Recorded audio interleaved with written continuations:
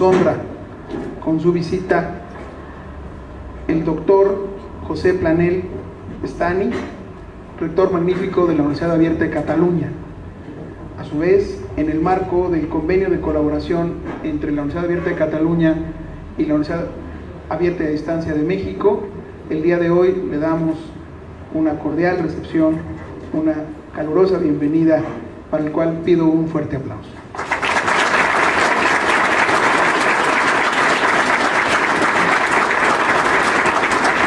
Dejo la palabra al doctor Francisco Cervantes, rector de la Universidad Abierta de Distancia de México. Gracias, buenos días a todas y a todos. La verdad es un placer que el doctor Planell haya aceptado ser nuestro primer conferencista de este seminario, y le venía diciendo que le toca ser el padrino, por lo tanto la comida la de todos. La verdad es un honor que esté con nosotros por muchas razones. La primera es que tradicionalmente hay una muy buena colaboración entre la UOC y varias instituciones de educación superior mexicanas. La otra es que cuando me pasaron su CV, hay varias similitudes con su formación y la mía, lo cual ha hecho que incluso desde que empezamos a platicar las cosas fluyen bastante bien. Es licenciado en Física por la Universidad de Barcelona, doctor en Ciencias de Materiales por la Universidad de Londres, y es catedrático del Departamento de Ciencias de los Materiales, Ingeniería y Metalúrgica de la Escuela Técnica Superior de Ingeniería Industrial de Barcelona desde 1992. Y aquí es donde empiezan las similitudes. Ha sido director del Instituto de Bioingeniería. Yo originalmente soy ingeniero, pero me tocó incluso fundar la Sociedad Mexicana de Bioingeniería. Entonces, en ese tema compartimos mucho. Estuvo como director desde el 2005 hasta el abril del 2013, cuando toma posesión del cargo de rector de la Universidad Oberta de Cataluña. Yo también tomé posesión en abril del 2013 de la Universidad Abierta de Distancia de México. Entonces hay cosas que son como muy curiosas, ¿no?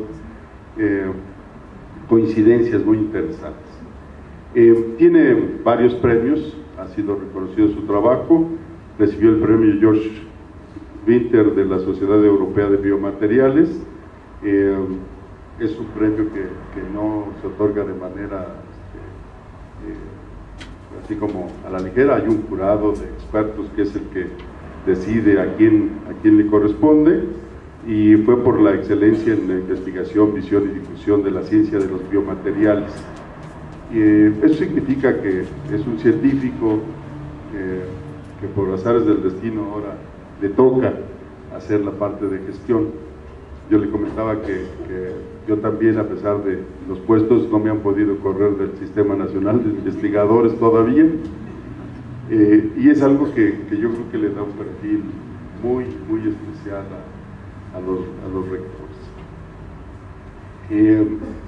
Tenemos entre la UNAD y la UOC grandes planes de trabajar hombro con hombro para mejorar la educación en la región, en América Latina y el Caribe. Estamos arrancando desde hace algunos meses con la propuesta de tener programas conjuntos.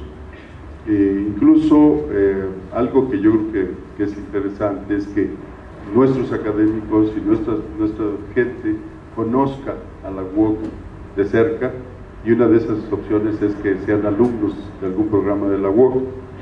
En esta semana hay una graduación donde algunos de nuestros colaboradores van a estar recibiendo un diploma de maestría, y yo creo que varios de nuestros colaboradores estarán también tomando algunos otros programas, y creo que eso hace que nos conozcamos mejor, pero además que compartamos de manera más cercana los mismos objetivos.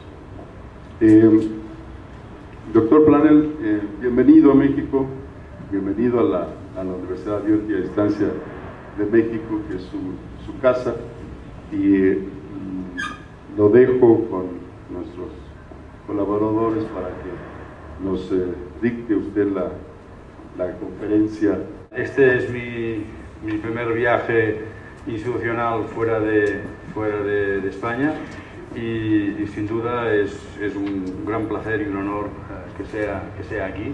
Y yo creo, como decía el rector, parece que el destino nos une y yo creo que no hay que contradecir al destino. Por tanto, lo que hemos empezado hay que seguirlo con ilusión.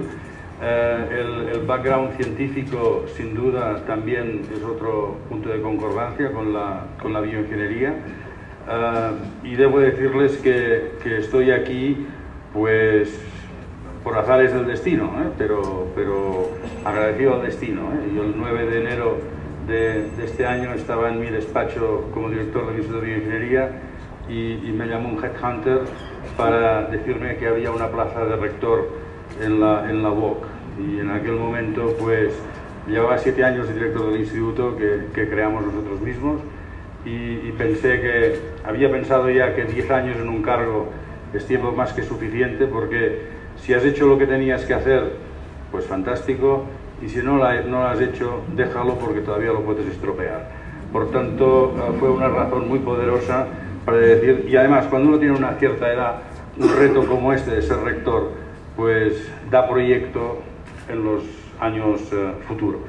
Por tanto, dicho esto y hecha mi presentación y reiterando pues el gran honor y el placer de ser el padrino de estas charlas, pues si me permiten les voy a presentar, he titulado la charla Retos y oportunidades de la educación superior, la UOC en escala global. Les voy a hablar de la UOC, pero fundamentalmente les voy a hablar de algunas reflexiones que durante estos meses nos hemos estado haciendo en orden a ver cómo debiésemos situarnos como universidad y en el sistema universitario global.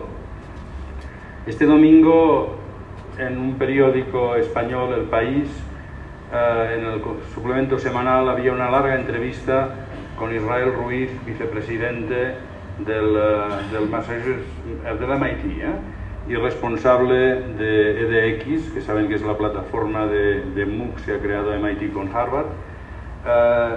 Israel Ruiz es un catalán de Hospitalet de Llobregat, ingeniero industrial de mi escuela, que ha hecho las Américas y que actualmente es vicepresidente de la MIT, y al cual le han encargado que analice cuál es el futuro de la MIT en 20-30 años y cómo será la educación superior. En esa entrevista él habla de que en Estados Unidos hay 4.000 universidades presenciales en este momento y que probablemente la educación online va a romper el negocio, y que por tanto seguramente dentro de 10 años habrá muchas menos de esas 4.000 y el negocio se habrá roto y hay que pensar en otros modelos universitarios basados en online. Y ahí su apuesta por el DX, etcétera, etcétera. En todo caso, estas son preocupaciones que existen hoy en día en el movimiento que tiene lugar en el mundo universitario, y si me permiten voy a insistir un poco en ello y en primer lugar hablar de algunas reflexiones sobre la globalización de la educación superior. En primer lugar, nos encontramos en que el mundo está globalizado.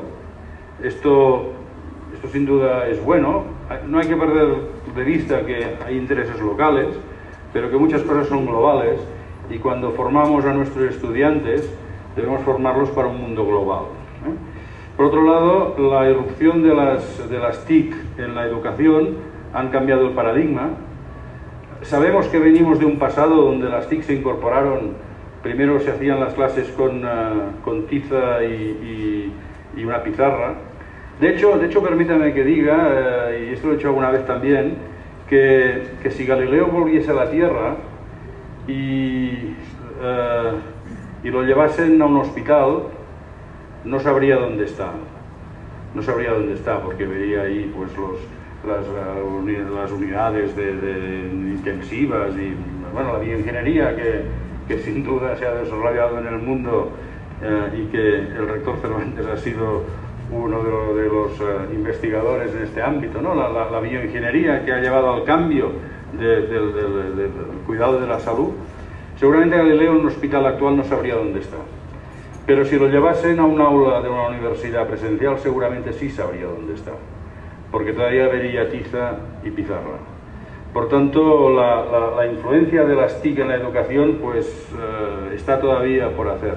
Hemos visto cómo la televisión, la radio, los ordenadores, las presentaciones PowerPoint han cambiado el paradigma de la educación presencial, o han cambiado, no el paradigma, han cambiado han hecho más agradable al estudiante al atender una clase, pero no creo que el output final sea muy distinto. Realmente donde los cambios se producen es en la educación online con la incorporación de las TIC, y hablaremos luego de ello. La crisis, bueno, hay países que la han sufrido, la están sufriendo muy fuertemente, España es uno de ellos, ¿no? Pero la crisis es mundial, sin duda. Cuando aparecen los MOOC, seguramente alguna razón habrá para pensar que las universidades públicas americanas tendrán que hacer más con menos, y que la recaudación de impuestos que financian los servicios públicos, ante la demanda creciente de educación superior, no se podrá atender a los estudiantes con presenciales. Por tanto, crisis en el sistema universitario y crisis económica es global.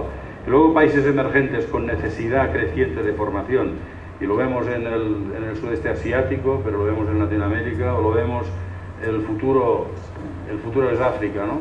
Cuando estamos viendo que la Comisión Europea hace 10 años decía que el gran peligro para Europa era Japón y Estados Unidos, no se plantearon que el peligro era China, y ahora lo estamos viendo, que China está adelantando por la derecha y haciendo luces a toda velocidad, y Europa, de ser segunda, puede pasar a ser tercera. Pero es que los que vienen detrás es África, y probablemente no la estamos viendo. Bien, estas son reflexiones mías a las que pueden no hacer ningún caso. Lo que estamos viendo también es el aumento del reclutamiento internacional de estudiantes y académicos. Actualmente hay unos 3 millones de estudiantes de grado, undergraduates, estudiando fuera de su país de origen. Este número aumentará probablemente a 8 millones en el mundo hacia el 2020. La demanda, evidentemente, son para países de habla inglesa. Recientemente estaba en China y me decían ahí que ahí los países Estados Unidos, Inglaterra, Australia, Nueva Zelanda son los más buscados, ¿no? Pero el trasiego de académicos es importantísimo también, los académicos moviéndose de un país a otro. Datos recientes, el 50% de los físicos de alto nivel no trabajan en su país de origen, y los fichajes de académicos en todo el mundo pues los estamos viviendo, ¿no? Profesores que son fichados, esto parece el mundo del deporte, ¿no? El mundo del fútbol, esos fichajes de académicos. Otro movimiento son los campus filiales.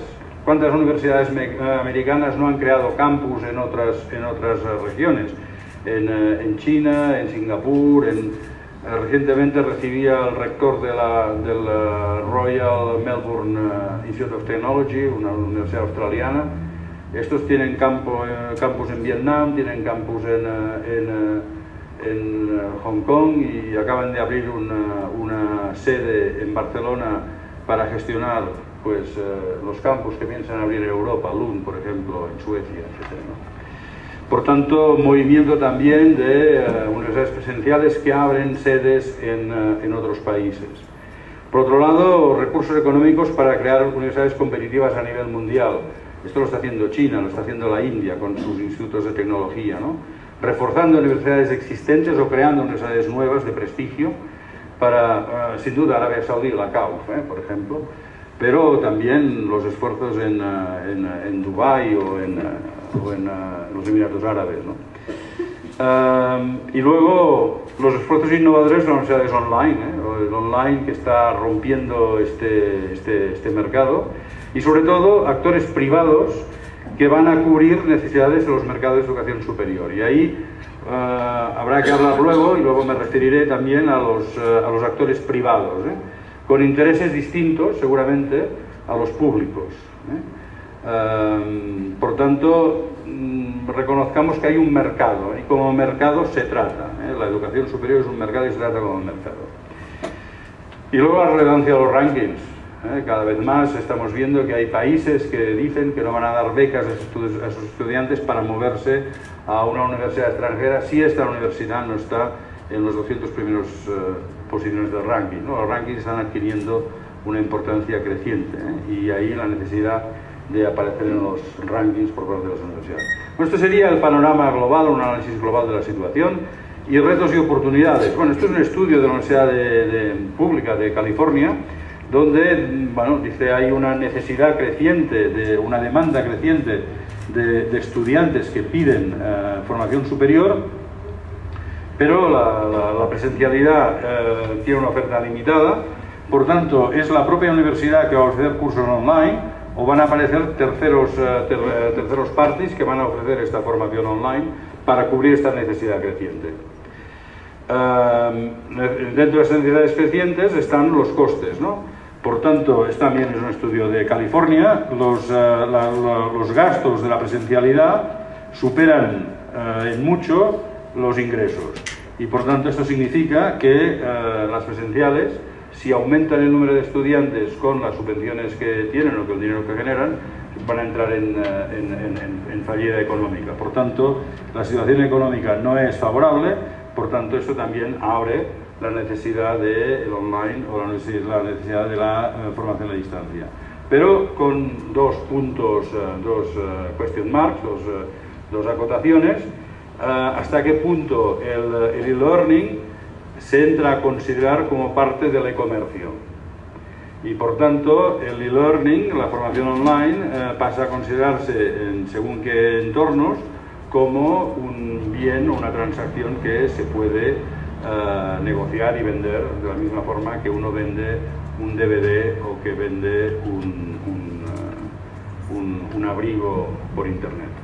Y claro, el experimento de los MOOCs, y veremos los MOOCs, lo bueno que tienen, lo malo que tienen. Sin duda, lo bueno que tienen es que han puesto el e-learn y la educación online en el tablero, y por tanto, de pronto, estos MOOCs dan relevancia al online.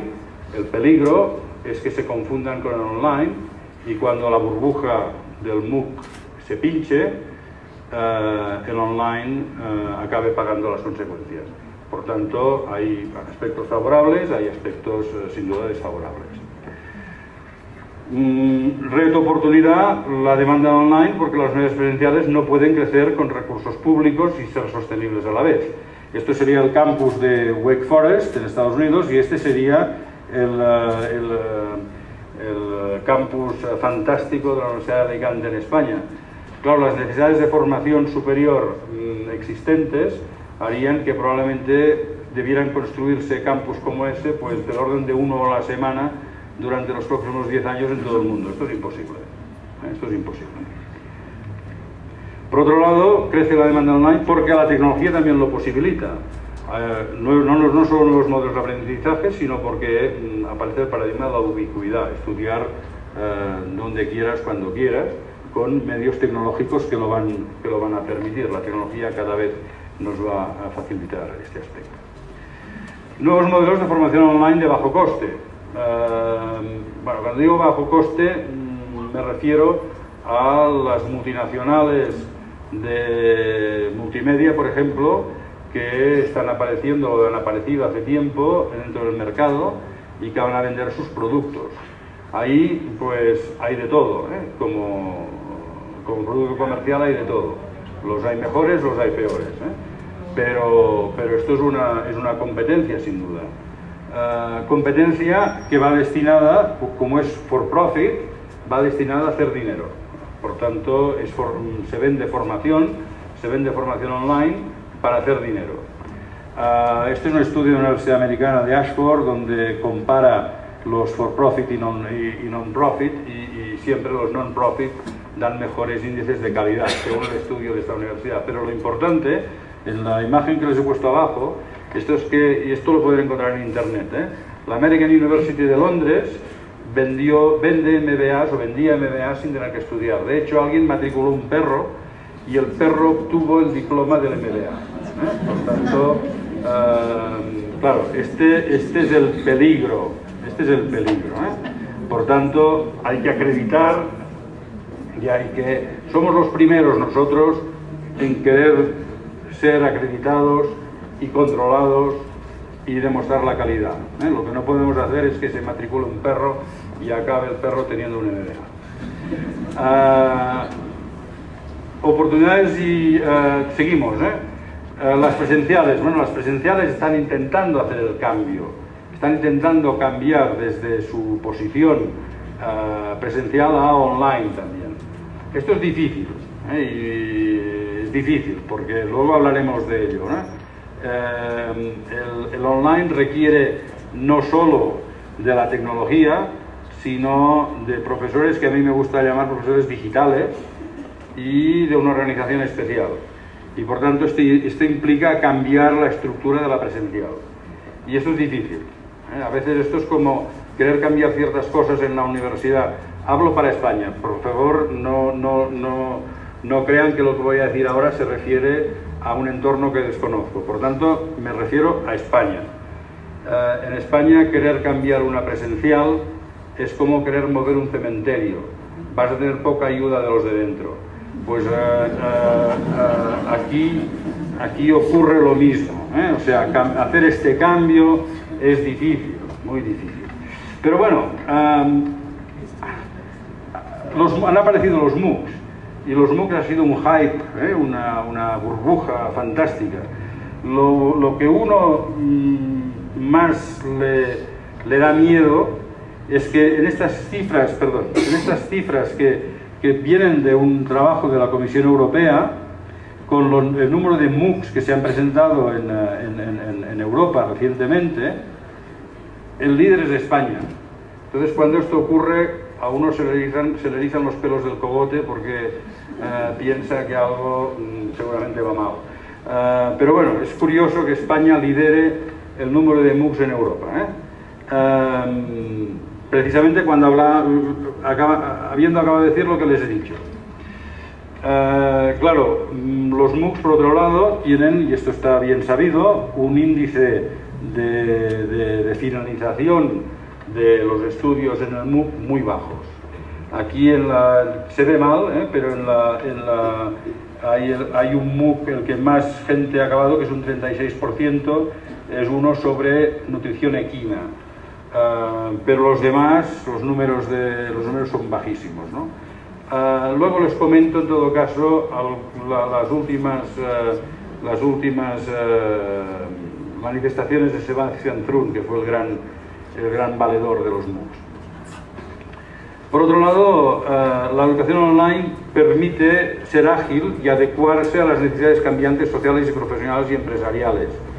Es decir, un aspecto importante de la educación online es poder facilitar al estudiante la ocupabilidad. Es muy importante, ¿no? El estudiante estudia para mejorar su posición profesional. De hecho, nuestras universidades online, a mí me gusta decir que son las menos elitistas, porque están dando una oportunidad a personas que no tuvieron la oportunidad cuando eran jóvenes de disponer de los recursos y el tiempo para estudiar en una presencial. Por tanto, en ese sentido, las universidades online no son universidades elitistas, pero claro, tienen que cumplir con la necesidad de este estudiante de que sus estudios le ayuden a progresar social y profesionalmente. Por tanto, la relación entre el estudio y el trabajo no debe perderse de vista.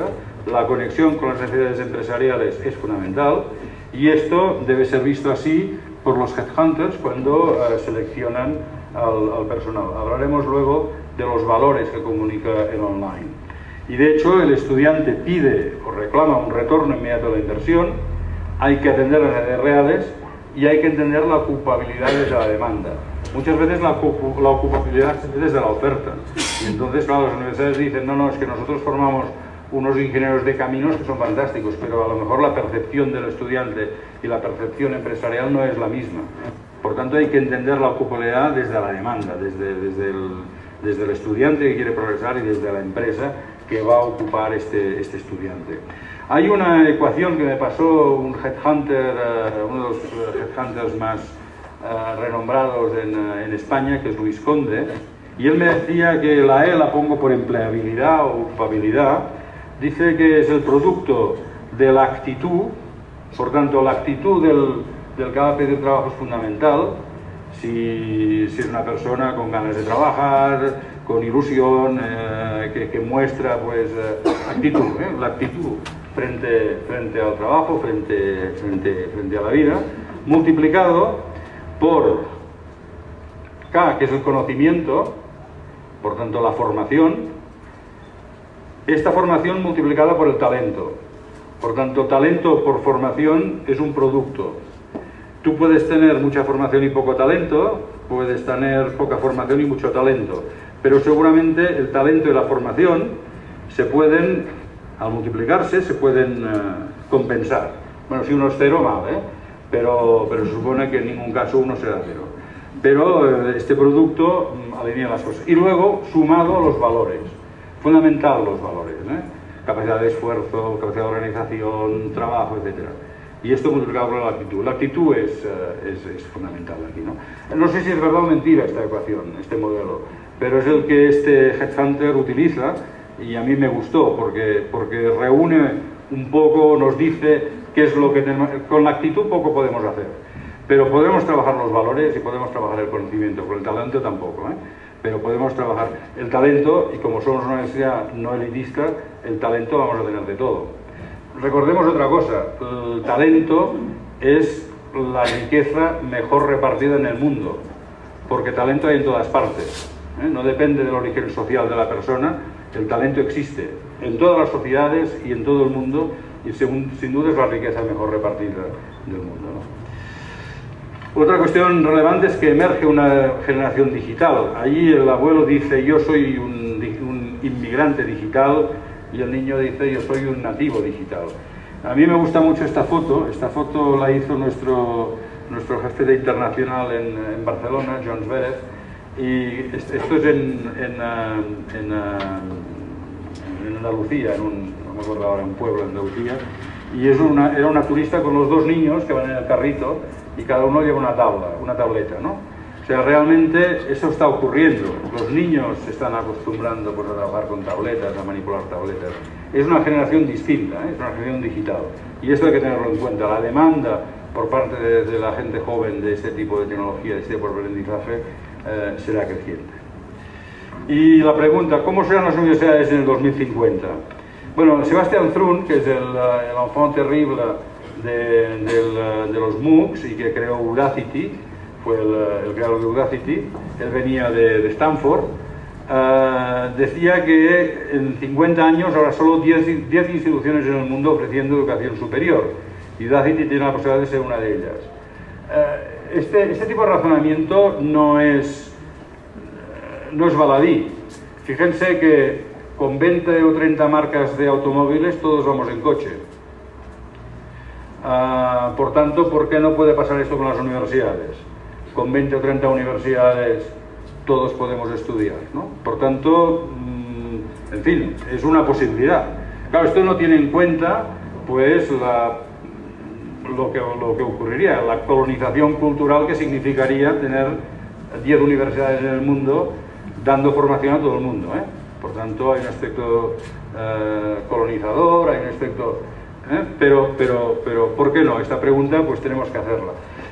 Sebastian Thrun ha cambiado radicalmente, y si leen lo que dice ahora en 2013, esto lo decía en 2012 o 2011, Si leen lo que dice en 2013, él ve que los MOOCs han fracasado, dice que los MOOCs han fracasado. ¿Por qué?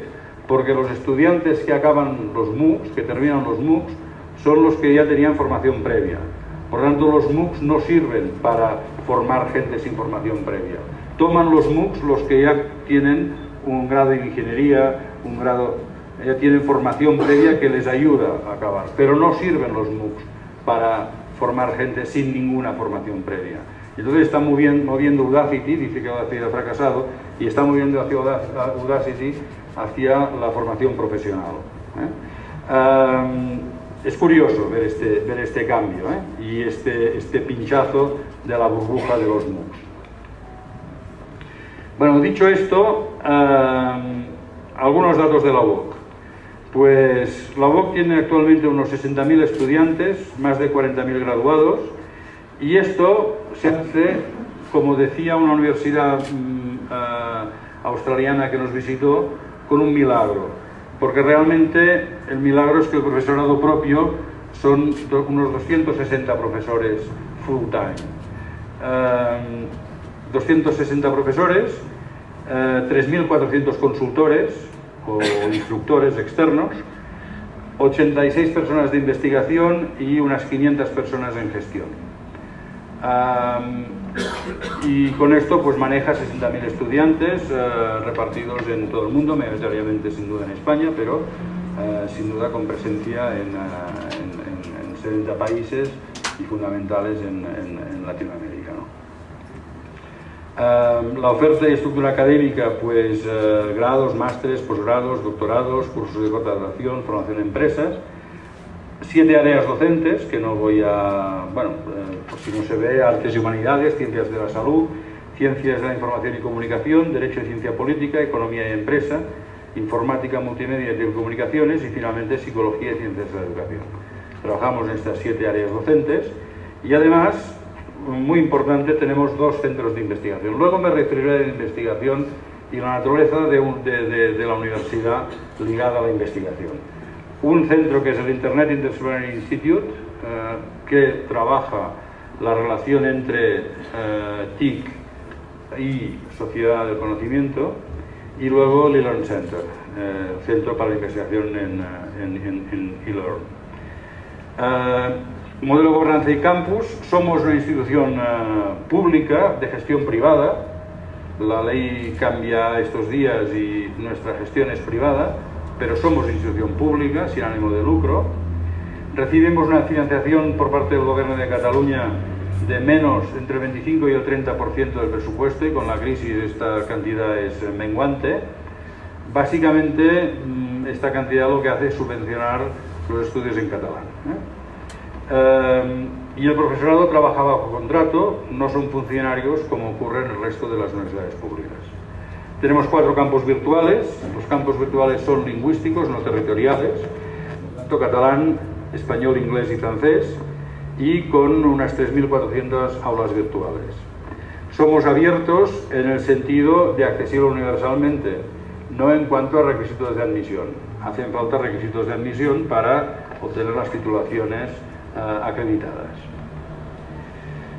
Y lo relevante de la UOC es que nace online. Nace en 1995 totalmente online. Yo aquí no les he puesto, pero les recomiendo que si tienen 7 minutos y medio de su vida para dedicar a YouTube, entren en YouTube y pongan Asimov en Internet. Y ahí encontrarán una entrevista de Isaac Asimov con un periodista americano en el año 1988. Saben ustedes dónde estaba Internet en 1988, ¿verdad? Y saben cómo eran los ordenadores en 1988. Bueno, no, porque veo que hay muchas caras jóvenes y esto no lo saben, pero los que ya peinamos alguna cana, pues sí lo sabemos. Y Asimov en aquella entrevista lanzaba 3 mensajes. El primero es que en el futuro, mediante ordenadores, la gente se podrá formar y podrá estudiar. En 1988. En el futuro la gente podrá formarse mediante el ordenador gracias a la asincronía espacio-tiempo. no hará falta que el estudiante y el profesor se encuentren en un mismo sitio en un mismo momento. La gente podrá estudiar cuando quiera, donde quiera, o donde pueda, o cuando pueda, pero se rompe la sincronía. Segundo mensaje, dice, en la antigüedad la gente rica tenía tutores para sus hijos y por tanto el tutor enseñaba al estudiante según las capacidades del estudiante al ritmo que el estudiante requiere. Por tanto, adecuaba el proceso formativo a las necesidades y las capacidades del estudiante. En el momento en que se socializa la formación, lo que manda en una clase no son las capacidades y las necesidades del estudiante, sino el temario. Y por tanto, en un tiempo dado hay que acabar un temario. Siga el estudiante o no siga el estudiante. La educación en línea va a permitir personalizar la educación. Y tercer mensaje que lanza Asimov, en el 88, repito,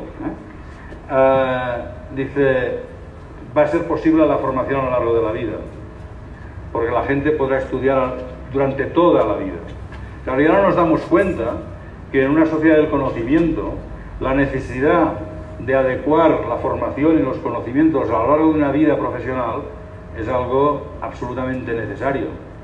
Actualmente no te formas cuando eres joven y esto te va a dar para toda la vida, sino que vas a necesitar durante esta vida mejorar tu formación. Bueno, estos son los tres mensajes, les recomiendo esto. Son 7 minutos y medio de la entrevista y es absolutamente fantástico que Asimov en el 88 pensara en estos términos, ¿no? Bueno, pues la UOC en el 95, yo no creo que Gabriel Ferraté, que fue el primer rector, hubiese visto esta entrevista, de verdad les digo que no lo creo. Pero él crea la universidad totalmente online. Y claro, cuando creas una universidad online tienes en cuenta las TIC, las tecnologías de información y conocimiento. Cuando esto entra en la pedagogía, cambia la pedagogía. La pedagogía no es la misma, la forma de hacer las clases, de explicar las clases no es la misma. Por tanto, el profesor cambia. Y el profesor no tiene por qué ser el profesor de la presencial que lo hace todo. El profesor de la presencial, al fin y al cabo, decide los contenidos, prepara sus clases, da sus clases, hace interaccionar a los estudiantes entre sí, prepara los seminarios, las clases de problemas, los tutoriales, etcétera, etcétera. Ahí esto cambia radicalmente en una universidad en línea. Por esto hablamos del profesor, me gusta hablar del profesor digital. Y esto lleva a un cambio de organización. La organización no puede ser la misma que la presencial. En nuestro caso, nuestra organización no tiene ni departamentos ni facultades. Hablamos de estudios, porque es distinto, ¿no? Por tanto, el modelo de aprendizaje condiciona la estructura de la gobernanza. ¿Cuál es el modelo de aprendizaje? Pues tres elementos. El primero son los recursos que va a usar el profesor y que van a ser dados al estudiante. El segundo es el acompañamiento. Durante todo este proceso el estudiante va a tener un tutor y para cada clase va a tener un consultor o instructor con el que va a estar en contacto y va a dialogar. Esto es reproducir virtualmente lo que ocurre en un aula real. El profesor dialogará o discutirá con los estudiantes, pero lo haremos virtualmente. Y la tercera es la colaboración. Los estudiantes van a encontrarse entre sí para resolver problemas, para preparar seminarios, el profesor motivará estas reuniones entre estudiantes. Pues esto es lo que vamos a hacer. Al fin y al cabo, un aula virtual es como una red social de los estudiantes del aula, donde van a interaccionar y van a trabajar entre sí. Bueno, este es el modelo de aprendizaje, ¿no? A mí me gusta decir, y quizá me estoy alargando un poco, pero a mí me gusta decir que en realidad, para nosotros, es necesario que las áreas académicas y de gestión trabajen conjuntamente. Una universidad virtual es casi como una productora de cine. ¿Por qué? Pues porque hacer un curso virtual es como hacer una película. Hay un área de preproducción y un área de postproducción, donde los contenidos los vamos a comprar, si es necesario. No los vamos a escribir, sino que le vamos a pedir a un experto que nos dé los contenidos para hacer un curso de física cuántica, pongamos por caso. Por lo tanto, le vamos a pedir a un experto que nos dé los contenidos. Es como cuando la productora compra la novela de Paul Auster para hacer la película, ¿no? Compramos los contenidos. Y luego estos contenidos los elaboramos. Nuestro profesor es como el guionista o el director de la película. que va a decidir estos contenidos cómo los vamos a explicar. Si aquí habrá un plano corto, si aquí habrá un contrapicado o aquí habrá una carrera de coches. Por tanto, estos contenidos los va a distribuir y ¿qué va a hacer? Los va a poner sobre plataformas tecnológicas. Por tanto, necesita a los técnicos trabajando mano a mano con él. Va a necesitar, pues como en las películas, el director de fotografía, el director de maquillaje, etcétera, etcétera. ¿Para qué? Pues para que este contenido sea el que reciba el estudiante y que el estudiante le facilite el aprendizaje. Y luego va a haber los actores, que son los instructores, que son los profesores con los cuales el estudiante va a interlocutar. Por tanto, es este profesor instructor el que hará de actor principal en contacto con el estudiante. Bueno, esto es una imagen que me gustará a mí, no sé si acertada o no, pero relevante. ¿Cómo es el estudiante de nuestro estudiante? Pues en media 35 años, una familia y una hipoteca. Por tanto, alguien que probablemente está trabajando y que cuando viene la crisis prioriza la educación de los hijos a la suya. Pero por otro lado, como es alguien que trabaja y sabe lo que vale, en español decimos un duro, aquí pues sería un peso, la persona sabe lo que vale un peso, pues es exigente. No es un estudiante de 18 años que tiene la cabeza hecha pájaro, sino que quiere las cosas y quiere las cosas bien. Por tanto, hay una exigencia. Pero a la vez necesita unas competencias, pero esta forma de aprendizaje le transmite unos valores. ¿Qué valores? La capacidad de ser autónomo en el aprendizaje, la capacidad de trabajar en equipo en red debido a la forma en que están estructurados los grados virtuales, a organizar su tiempo, la cultura del esfuerzo, la determinación, la tenacidad. Todos estos son valores que la educación en línea comunica y que luego un estudio que hemos hecho con headhunters locales, resulta que los headhunters nos dicen que la gente formada online son altamente valorados precisamente por estos valores: organización del tiempo, determinación, cultura del esfuerzo, etcétera, ¿no? Por tanto, cuando decíamos antes valores, efectivamente la educación online comunica valores, ¿no? Claro, pero ofrecer o poner conocimiento a disposición, esto no define la misión de la universidad. Poner muchos libros, muchos PDFs colgados en una página web, esto no es educar, esto no es formar. Pensar que hay una tecla en el ordenador que dice learn y aprietas esta tecla y te entra todo aquí, esto es mentira, y tener muchos PDFs en una pantalla, esto es mentira también. Esto lo hemos visto en muchos intentos de formación online. La universidad, ¿qué tiene que hacer? Tiene que estructurar la mente del estudiante. A mí mucha gente me ha dicho, yo lo que aprendí en la universidad no me ha servido de nada. Lo que hice en la universidad fue aprender a pensar, aprender a ser crítico, aprender a valorar. Esto es lo que tiene que hacer la universidad. Por tanto, cuando pensamos que la formación online es dar mucha información a través de la red, esto es falso. La universidad online tiene las mismas demandas y necesidades que la presencial. De hecho, a mí me gusta hablar del hombre biónico, y este hombre biónico, fijaros que tiene una cosa que a mí me iría muy bien, y es un chip del ordenador aquí en el cerebro. Tener el ordenador conectado al cerebro sería fantástico, ¿no? Porque a uno se le olvidan las cosas y no se acuerda de nada y tal, ¿no? Y con la edad peor todavía. Pero esto no es dar formación online, esto no es aprendizaje, esto es tener acceso a información, pero nada más. La universidad tiene que formar.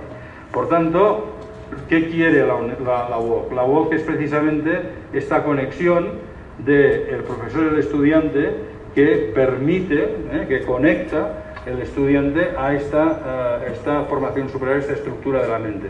¿Cómo? A través del modelo educativo, donde el estudiante trabaja con el profesor, participa, colabora y demás, y además algo fundamental, generar conocimiento. Si una universidad no genera conocimiento, no es universidad. Hay que generar conocimiento, hay que hacer investigación. ¿Qué tipo de investigación? Ahí viene la cuestión y hay que discutir cómo. Pero hay que generar conocimiento, hay que hacer investigación, y ahí este es uno de los envites que la UOC está planteando. ¿En qué sentido? Fíjense que antes he dicho que tenemos el IN3 y el Learning Center.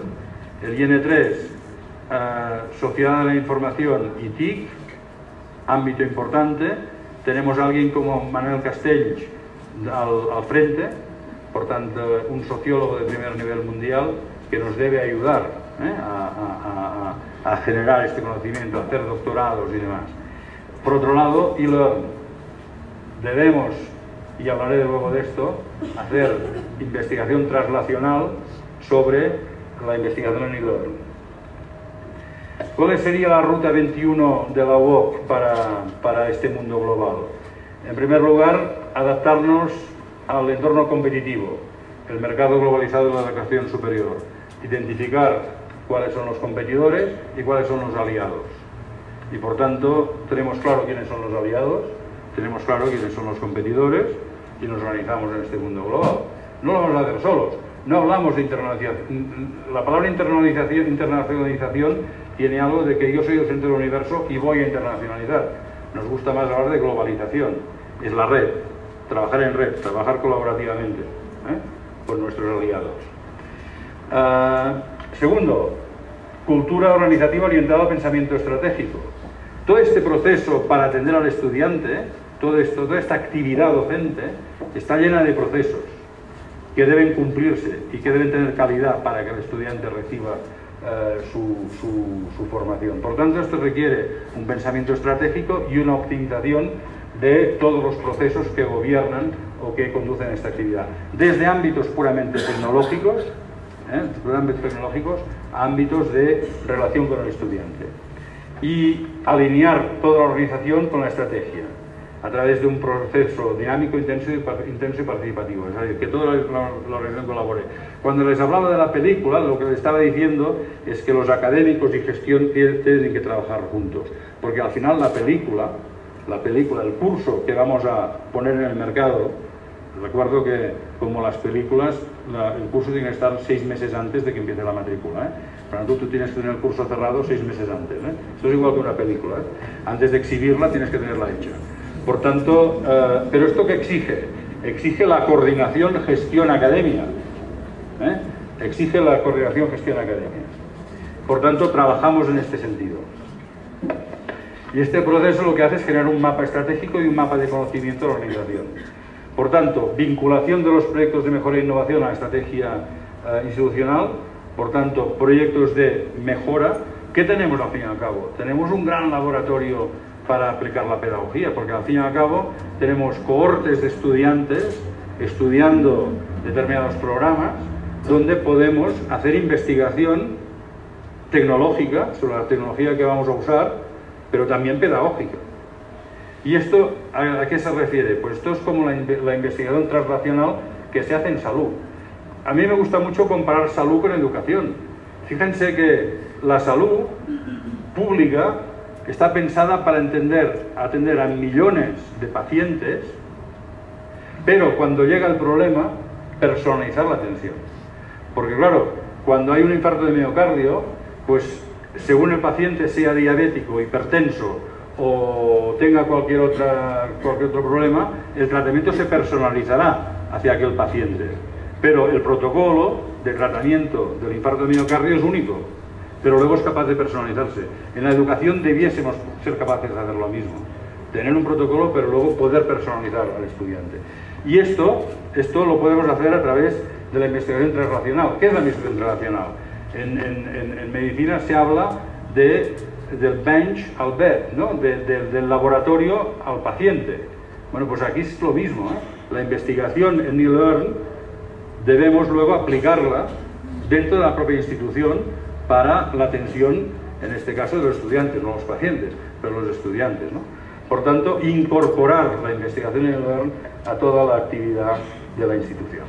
Y esto pues nos lleva a una definición en nuestro plan estratégico donde definimos lo que es BWOC, Work in Progress, Next Walk, Network, Global Walk y Walk Research and Innovation, siendo fundamental este aspecto, la innovación docente, la innovación docente que tiene el ámbito tecnológico y el ámbito pedagógico, ambos dos, ¿no? ¿Para qué? Pues para unas prioridades: conectar la universidad con nuevos mercados, con nuevas necesidades, con nuevos territorios. Estamos pensando en un mundo cada vez más urbano, pero sigue habiendo territorio, Cuando uno está pensando, por ejemplo, en un programa de formación de salud pública, está pensando en todos los veterinarios en el territorio a los que debe acceder, o a toda la gente que hace tratamiento de aguas en todo el territorio de un país, ¿eh? Por tanto, no es solo formación urbana, es formación que debe llegar a los territorios y personas que necesitan esta formación y que no van a desplazarse a una pública a pasar 3 meses a hacer un curso, sino que necesitan esta formación online, ¿no? Y luego conectar la administración con la docencia, fundamental la organización, la conexión investigación-docencia. Y personalizando las propuestas a las demandas del entorno, a las pruebas tecnológicas y a las necesidades de cada estudiante, como me he referido anteriormente. Y claro, y esta es la última diapositiva, los objetivos de la UOC, pues una universidad global, pero también inclusiva. Es decir, la formación online nos va a permitir llegar, por ejemplo, a cohortes de estudiantes que tendrían problemas de estudiar si no fuese por el online. Me estoy refiriendo, por ejemplo, a la población discapacitada, con discapacidades físicas, ¿no? Incluso algunas discapacidades mentales. Por tanto, permite la inclusividad, ¿no? Por otro lado, hemos hablado antes de el for profit y el low cost. Por tanto, nuestra metodología de aprendizaje debemos esforzarnos para que esté acreditada y debemos establecer los mecanismos de acreditación para demostrar que somos tan buenos o más que, y por tanto asegurando la calidad y demostrando que podemos asegurar nuestra calidad. Por otro lado, haciendo investigación de frontera a nivel mundial, porque esto nos da credibilidad frente al sistema, nos da credibilidad frente a los estudiantes, nos da credibilidad frente a las presenciales, que son Research Universities. Si nosotros somos Research también, entonces no hay nada que hablar, ¿eh? Claro, todo esto siendo económicamente sostenible, ahí viene quizá el problema, ¿no? Pero también orientada a la ocupabilidad de sus graduados, por tanto, en relación directa y constante con el mundo empresarial, con la industria, ¿no? Y claro, para hacer todo esto hay unos aspectos estratégicos a tener en cuenta. El primero es que, de hecho, un diamante, que es lo que queremos ser, no es más que un trozo de carbón que ha resistido muy bien la tensión, ¿eh? Por tanto, si queremos convertirnos en diamante, debemos estar dispuestos a superar muchas tensiones, ¿eh? Y admitirlas, y interiorizarlas y hacernos más fuertes. Por tanto, la lucha es dura y fuerte, pero yo creo que las universidades online, las universidades a distancia, que queremos ser prestigiosas, debemos hacer este esfuerzo. Por otro lado, probablemente no dejarnos llevar por las corrientes, ¿eh? En ese sentido, aquí pues quizá los MOOC serían un aspecto en este sentido. Bueno, ya ven que mi posición respecto a los MOOC no es la más favorable, ¿no? Pero quizá sería esto, ¿no? Entonces muchos se despeñan por el acantilado, quizá hay que tomar precauciones antes de despeñarte tú también. Y finalmente, encontrar el equilibrio en el triángulo de acero. El triángulo de acero es el coste, la calidad y el acceso. Por tanto, debemos ser muy cuidadosos en tener coste, calidad y acceso ajustados al máximo.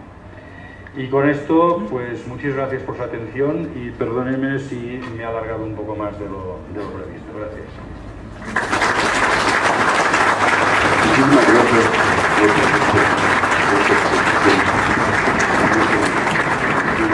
Yo hice todo para ir viendo algunos aspectos en los que la coincidencia también es interesante.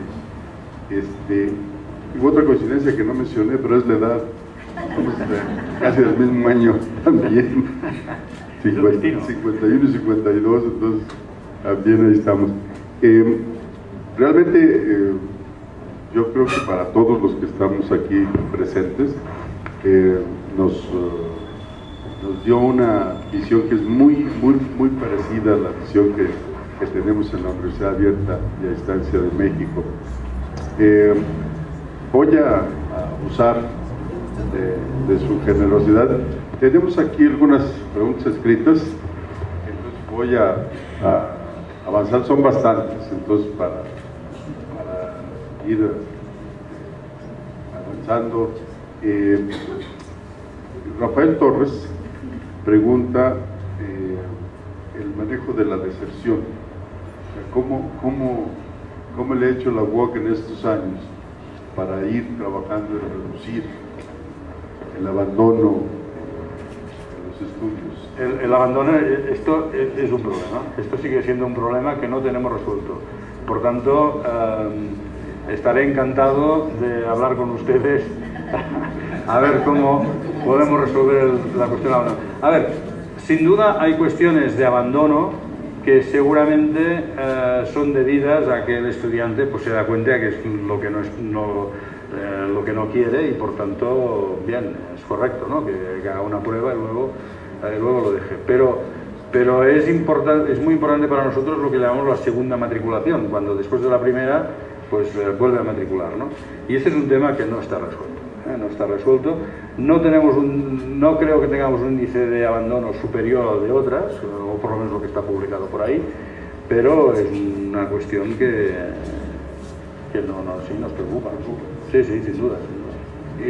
Otra de las preocupaciones de Rafael Torres es cómo manejan la formación docente. ¿Hay algún programa dentro de la UOC para formar a sus docentes?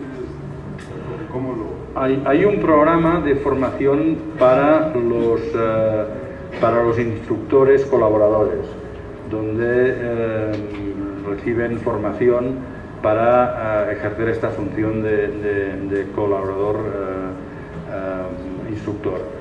Para los profesores internos, esto se hace desde los propios estudios, pero hasta ahora no hemos tenido un protocolo definido.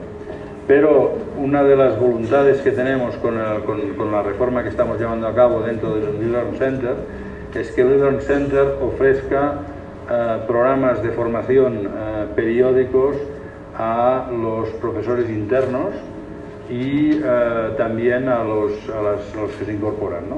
Pero esto se debe hacer desde el Learn. Leonardo Briceño pregunta si visualizan el uso de tablets en la parte de las actividades de los programas de e-learning y si han trabajado en su uso para la parte de pedagógico y didáctico. A ver, alguna cosa está hecha y la referencia que tengo, y no tengo en estos momentos no tengo la formación exhaustiva, pero por lo que he hablado con la gente de tecnología, hay algún programa que está ya para ser usado en tableta, pero no todo, y este es un problema. Ese es un problema también que tendremos que resolver, porque sería absurdo, y permíteme que sea así de provocativo, que si en el 95 para estudiar en la UOC el estudiante tenía que comprarse un ordenador, en el 2015 el estudiante para estudiar en la UOC tenga que comprarse un ordenador, porque actualmente en las casas cada vez hay menos ordenadores y la gente para lo que necesita domésticamente con una tableta pues hace casi todo, organiza sus vacaciones, consulta el correo, navega por internet, etcétera, etcétera. Por tanto, cada vez más es la tableta lo que estamos usando, por tanto, el movimiento de todos los contenidos hacia las tabletas es algo que es un imperativo a corto plazo. Repito, hay algunas cosas que están ya a punto, pero no todos los cursos WOC están a punto para estar en tableta. Otra de las preguntas es sobre el inicio de la WOC, si se hizo con preceptos y valores de una educación tradicional presencial. Yo supongo que desde el inicio surgió con una propuesta diferente.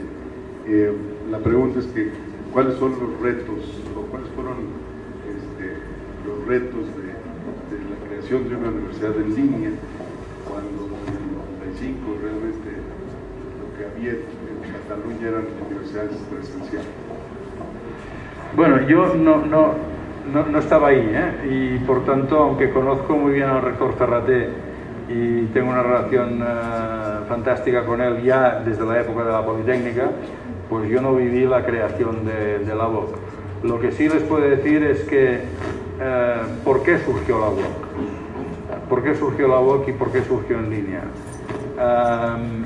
En el 94 el gobierno de la Generalitat de Cataluña le pidió al gobierno español de tener los contenidos, parte de los contenidos de la UNED, la Universidad Nacional de Educación a Distancia Española, parte de estos contenidos en catalán para estudiantes catalanes.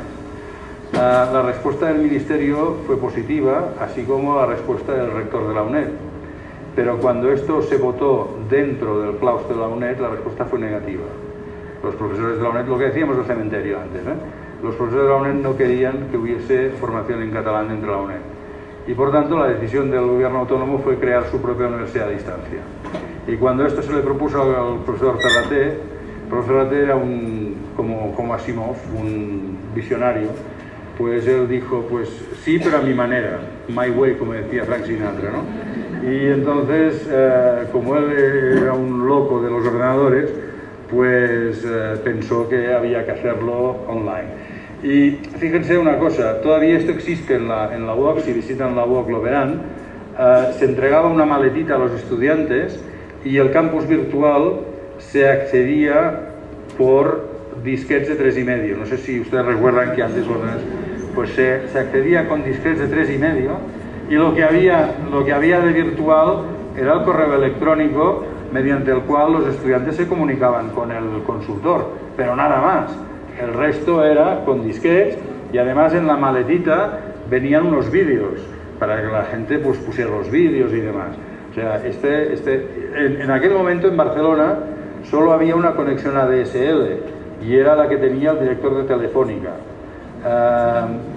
Y cuando se creó la UOC en el 95 se crearon dos más.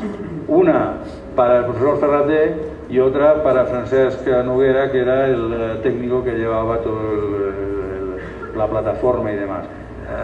Esto ha cambiado, como pueden imaginarse, ¿no? Pero el campus virtual, como les digo, era 2 disquetes de 3,5 y luego toda una serie de vídeos.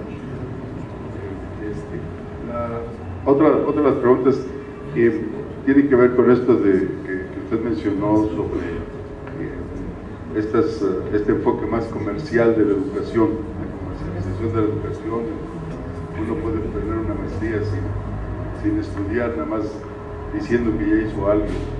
¿Qué implicaciones tiene para esta formación con valores y con un perfil profesional de ingreso bien definido, esta creciente comercialización en la oferta de educación superior?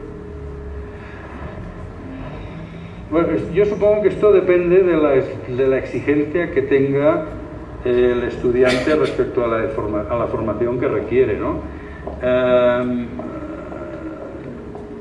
Esta formación que yo llamo low cost, que no tiene que por ser low cost, pero sí, digamos, low quality, donde estás viendo que hay o no incluso low quality, igual da algo que el estudiante pues necesita y quiere. Estamos viendo pues que cantidad de multinacionales o algunas multinacionales multimedia o algunas multinacionales están haciendo dinero con esto, ¿no? Estás viendo en España, pues tenemos a Planeta, pero está Pearson, o está Kaplan, o está un blended con presencial Laureate.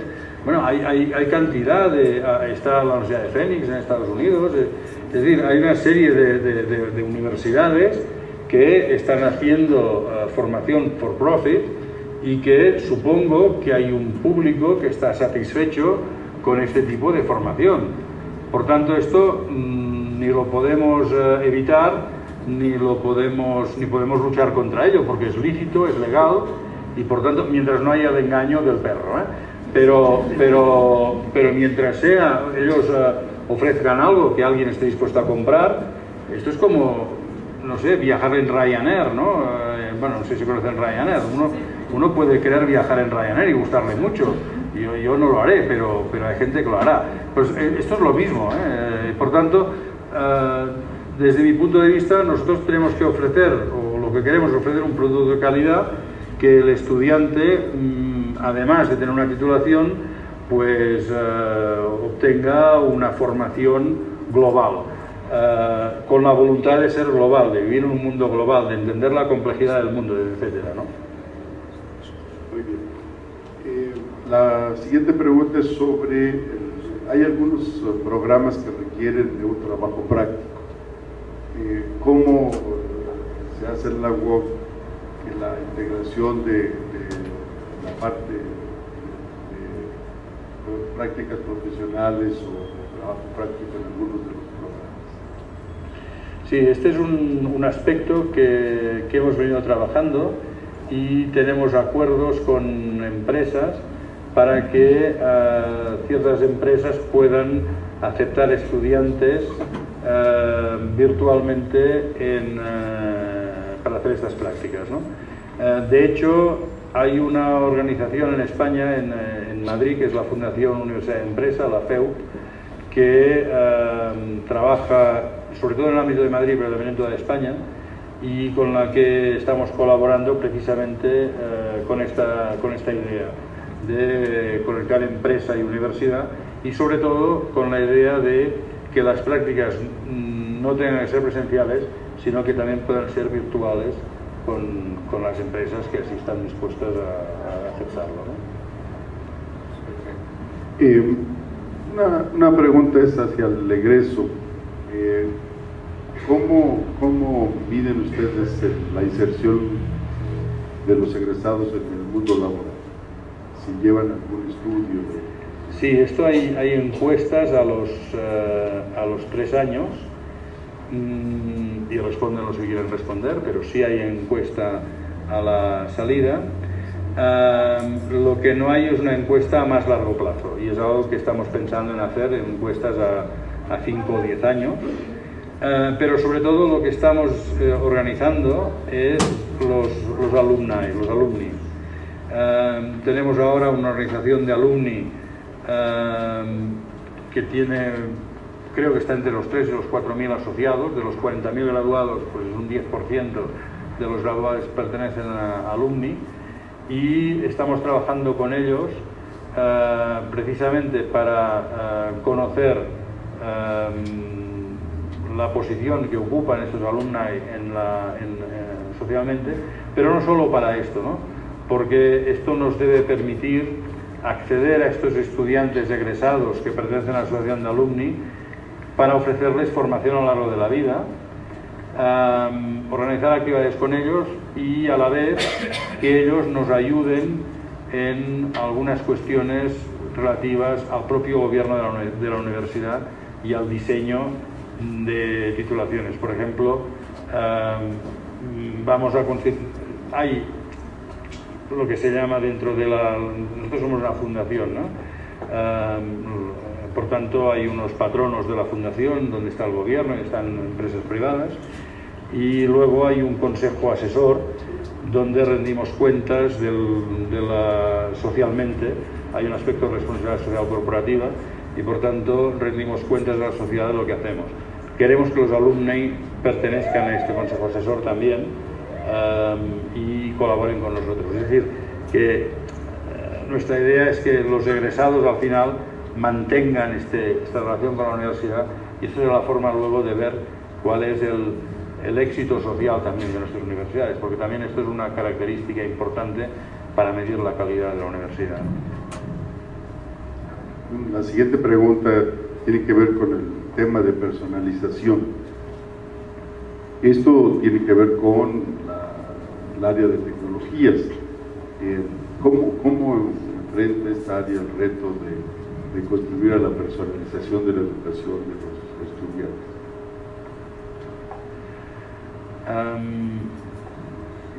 ¿Solo la tecnología?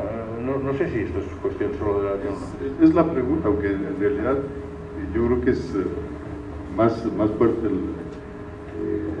el involucramiento de los docentes. Yo creo que ahí la personalización viene a través del tutor, ¿no?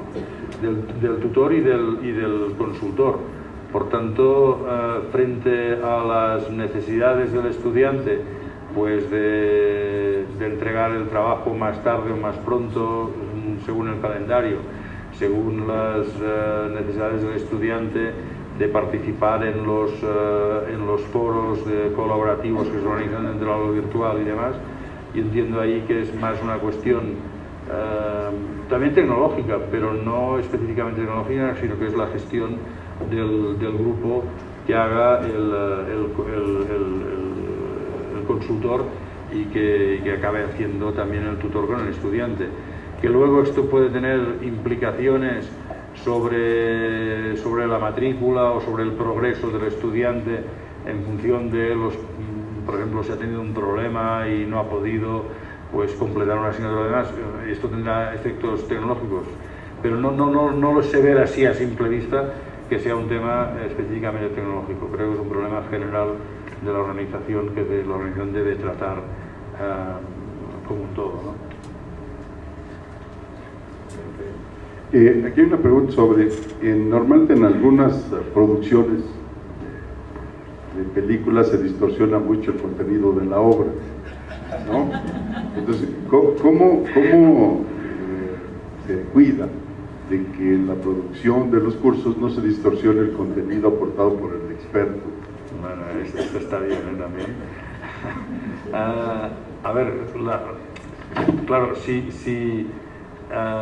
se entiende que nuestro académico pues entiende del ámbito del curso que se va a dar, y por tanto si es un curso de, yo qué sé, pues de Derecho Romano, para decir algo, si es un curso de Derecho Romano, nuestro profesor es especialista en Derecho Romano también, y por tanto lo que pasa es que le va a pedir que los contenidos los escriba un catedrático reconocido dentro del área, pero nuestro profesor también es alguien que conoce el campo, conoce el tema, y por tanto va a ser respetuoso con estos contenidos.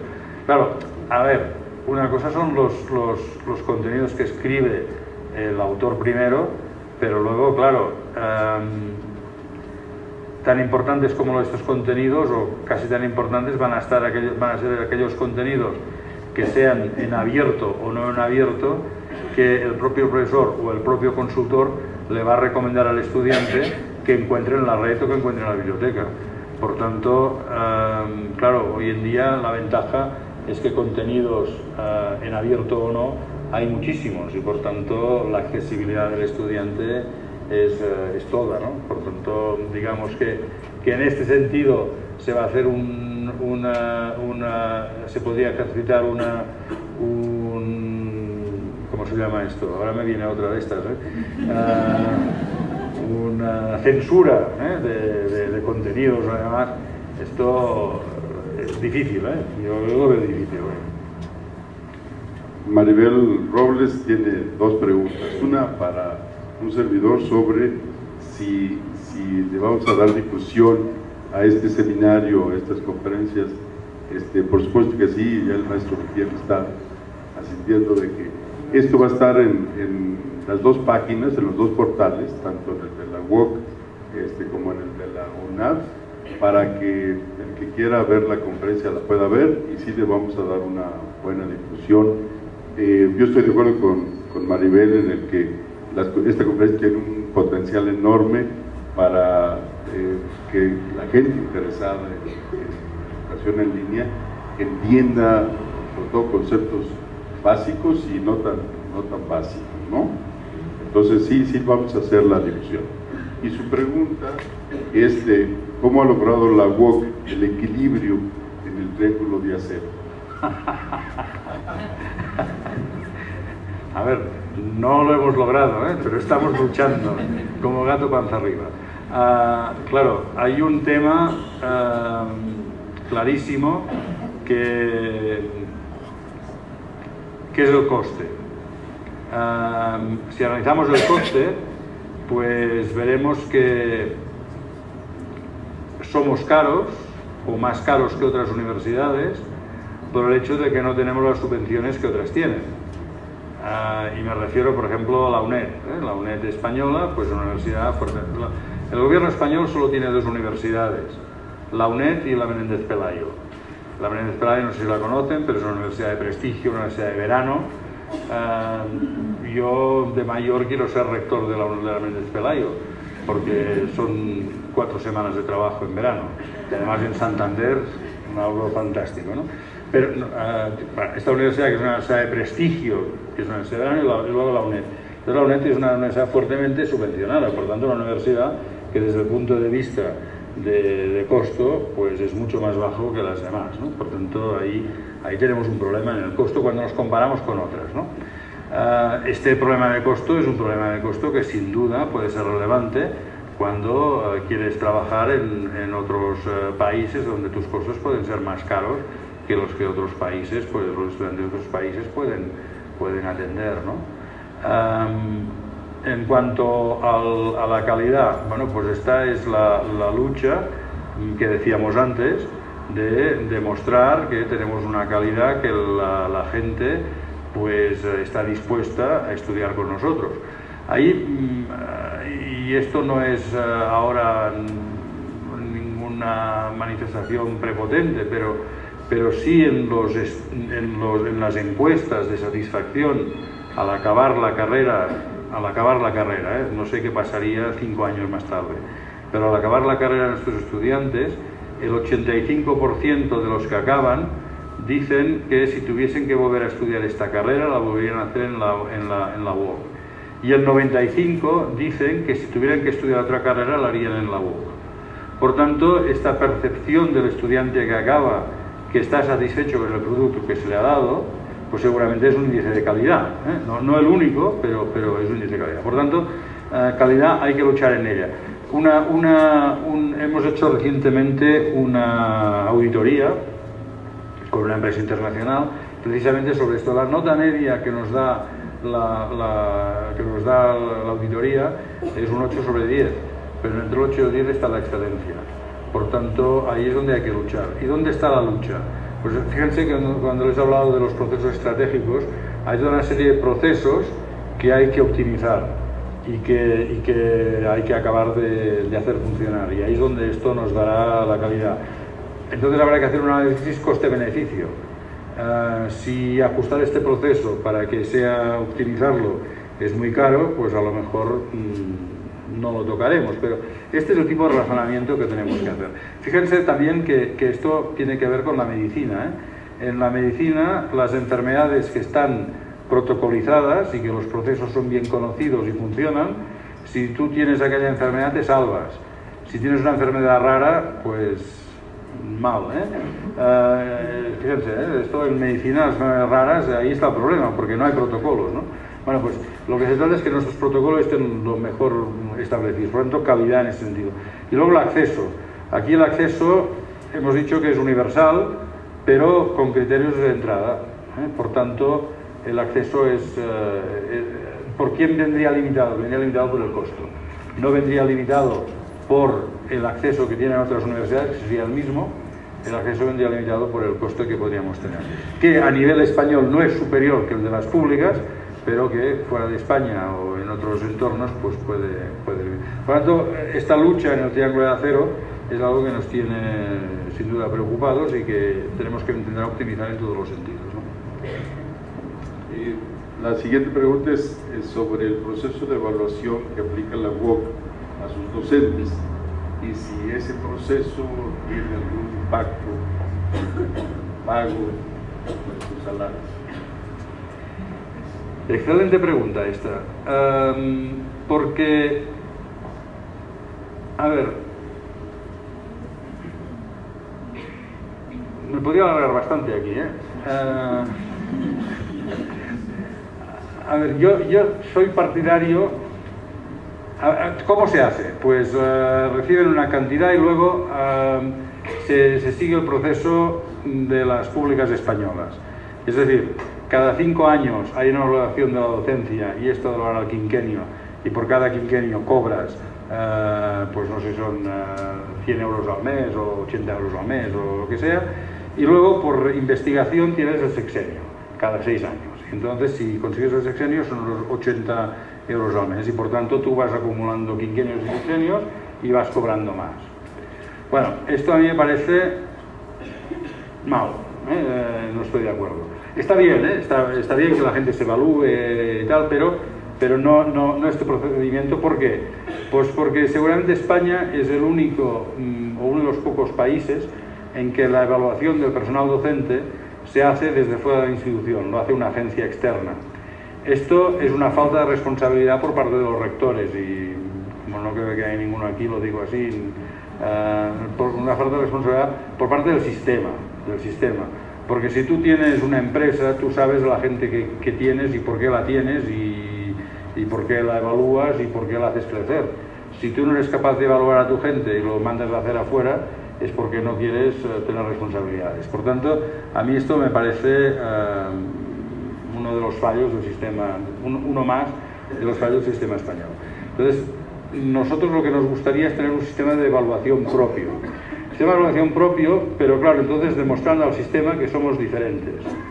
Esto es difícil, porque generalmente la gente quiere ser toda igual, esto es la moda, si este año se lleva el azul, todo el mundo va azul. Por tanto, la tendencia es a que a mí me evalúen como a los de la Universidad de Barcelona, o que a mí me evalúen como a los de la Complutense, por tanto, que todos seamos igual. Yo sería partidario de, siendo una universidad online, siendo una universidad distinta, donde los profesores son digitales, vamos a evaluarlos de forma distinta. Eso tiene un problema, tiene el problema de las minorías. Cuando uno piensa en minorías, pues está pensando, bueno, sin duda, y perdónenme si no soy del todo políticamente correcto, pero minorías, pues en un momento dado las mujeres, que evaluadas de forma distinta a los hombres, por tanto ahí, pero también por cuestiones de raza, por cuestiones de sexo y por cuestiones de lo que sea. Por tanto, claro, cuando tú quieres marcar una diferencia, tienes que estar muy seguro y que los demás lo van a aceptar. Por lo tanto, esta es nuestra lucha actualmente dentro del sistema universitario local, de demostrar que nuestros profesores son distintos, pero no porque sean distintos son peores, simplemente son distintos.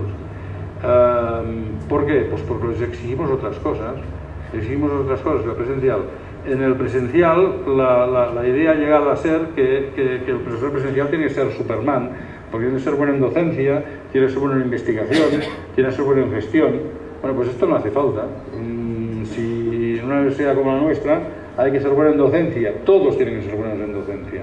Y además algunos tienen que ser buenos en investigación. Todos tienen que ser buenos en innovación docente. Por lo tanto, son aspectos de la evaluación para una online que van a ser distintos de una presencial y que a mí me gustaría poner sobre la mesa y que fueran evaluados como tal. Luego habría lo que es la progresión académica, y este es un documento que estamos discutiendo ahora con toda la institución.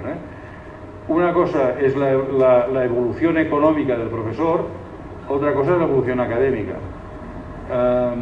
El concepto de catedrático, que no sé si usan ustedes aquí en México, pero el concepto de catedrático va muy asociado a una excelencia académica. Pero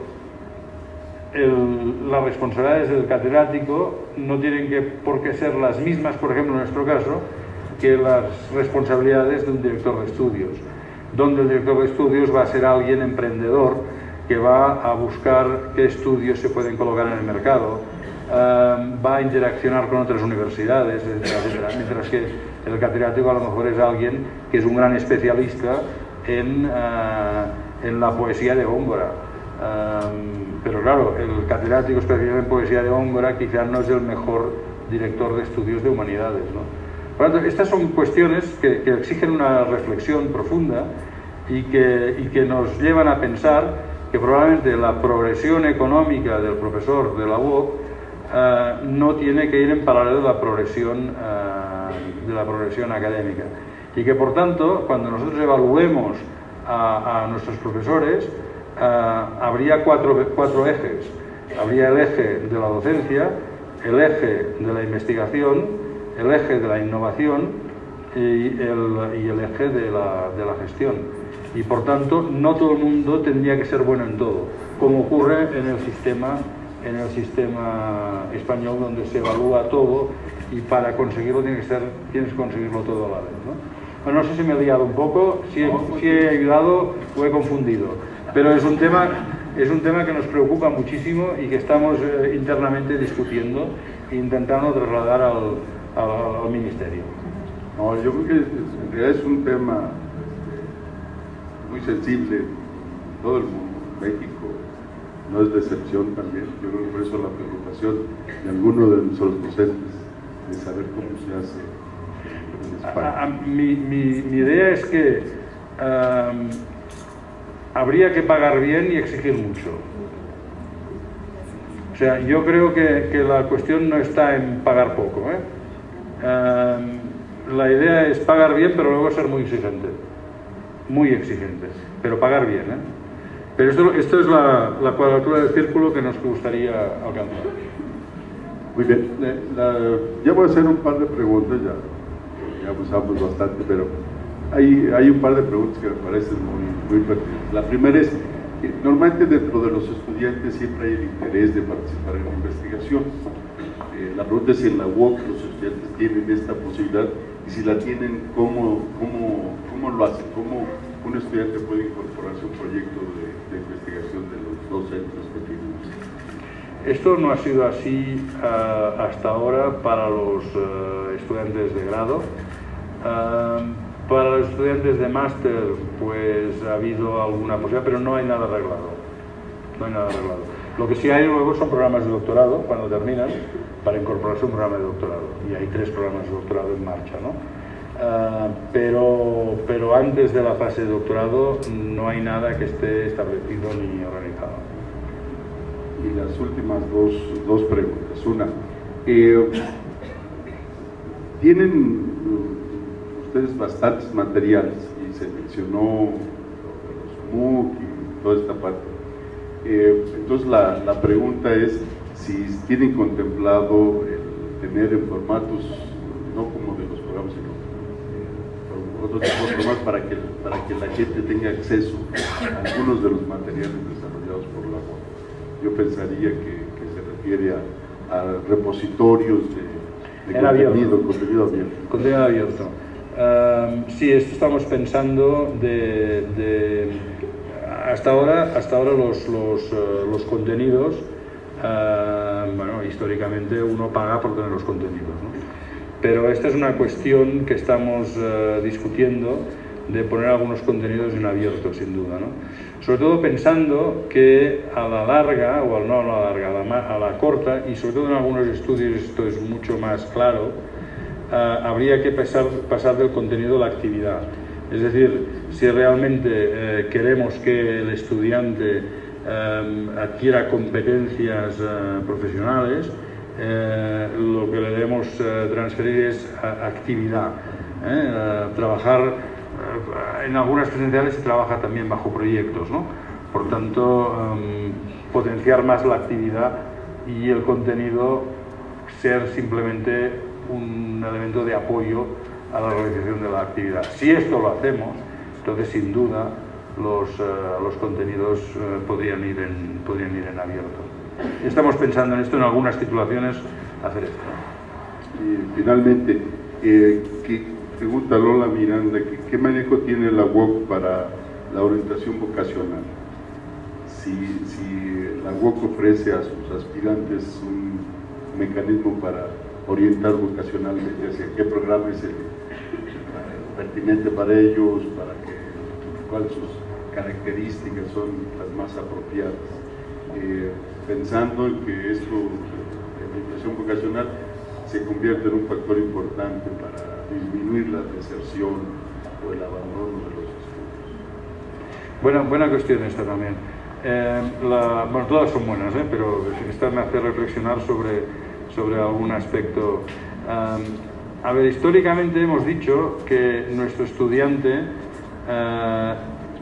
tiene 35 años de media y el 80% ya trabaja. Por tanto, aspectos de orientación vocacional pues no se han considerado relevantes históricamente. Este, de nuevo, es un tema que ha aparecido encima de la mesa y que hemos empezado a discutir desde el momento en que nos está creciendo el número de estudiantes que vienen directamente del fin del bachiller, de la selectividad.